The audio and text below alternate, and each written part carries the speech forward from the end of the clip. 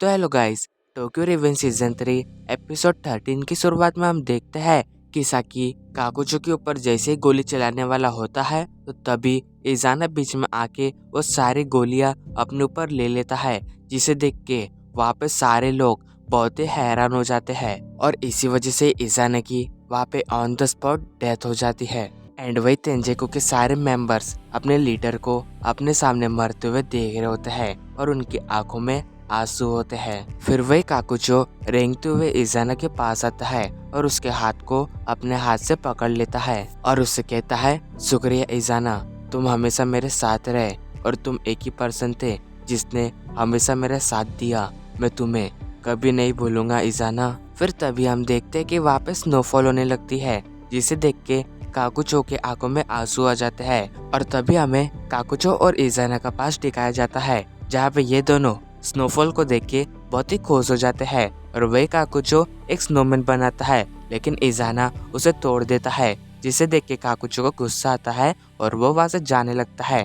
पर वही इजाना कहता है, रुको काकुचो, मैं तुम्हें इससे भी अच्छा कुछ बना के दूंगा। जिसके बाद इजाना काकुचो को एक छोटा सा कैसल बना के देता है। फिर वो दोनों उसके अंदर जाते हैं तो वही इजाना कहता है, देखो काकुचो, अभी हम एक प्लान बना रहे हैं। हम जैसे ही बड़े होंगे हम अपना एक किंगडम बनाएंगे और वहाँ का मैं राजा होऊंगा और तुम मेरे सर्वेंट होंगे और हमारे जैसे यहाँ पे कोई भी अकेला होगा हम उनके लिए एक ऑर्फनेज बनाएंगे।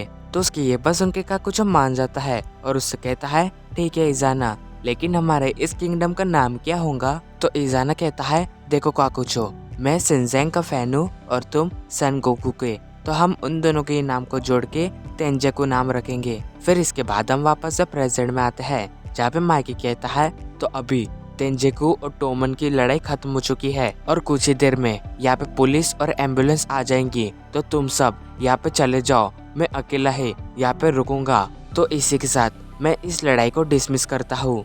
पर तभी जो तेंजेको के टॉप मेंबर्स होते हैं वो माइकी से कहते हैं, माइकी तुम यहाँ से चले जाओ, हम यहाँ पे रुकेंगे। फिर वही हम देखते कि रेन उन दोनों के पास जाता है और उनसे कहता है, कैप्टन और काकुचो, आप दोनों ने बहुत ही अच्छा किया। जिसके बाद वो उन दोनों की आंखों को बंद कर देता है और कहता है, रेस्ट इन पीसेस। तो अब आगे हम देखते हैं कि माइकी किसाकी को देख के कहता है, किसाकी मैं तुझे कभी माफ नहीं करूंगा। लेकिन तभी हनमा वहाँ पे आके किसाकी को अपने साथ लेके जाता है। तो ये देख के ताकेमिची कहता है, अरे ये क्या हो गया? अगर किसाकी यहाँ से भाग गया तो फ्यूचर कभी चेंज नहीं हो पाएगा, मुझे इसे रोकना ही पड़ेगा। पर तभी ड्रैकन ताकेमिची से कहता है, ताकेमिची जल्दी आओ, हम इन्हें नहीं छोड़ेंगे। एंड वही माइकी भी ताकेमिची से कहता है, ताकेमिची तुम यहाँ से जाओ, हिना का ख्याल मैं रखूंगा।